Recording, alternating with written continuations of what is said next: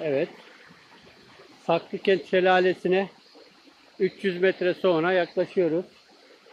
Mustafa Bey, durum nasıl?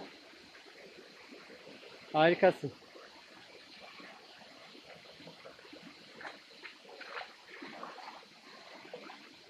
Yalçın amcana bir el salla bakayım. Yalçın abla.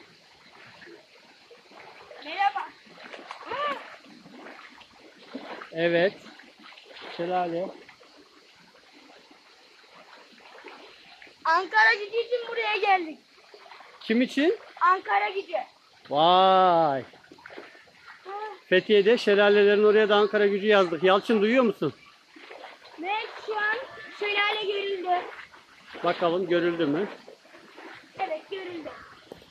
Bakalım şelale. Şelaleyi göstermiyor. Heyecan yaptım. Evet. Ha, küçük bir şelale.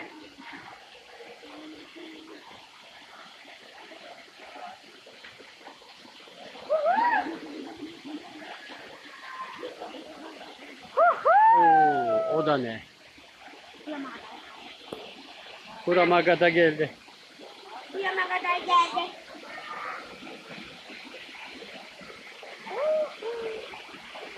Mayon falan olsaydı altına girerdik.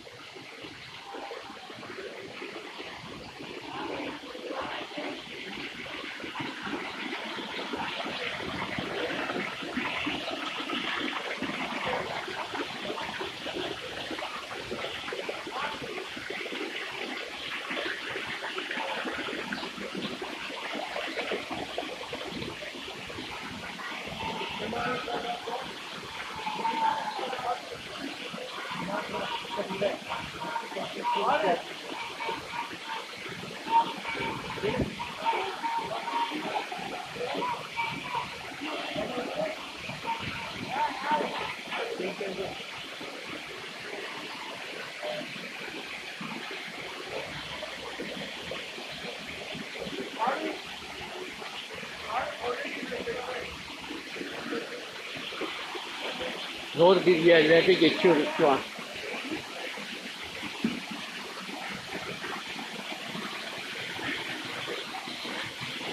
Oh.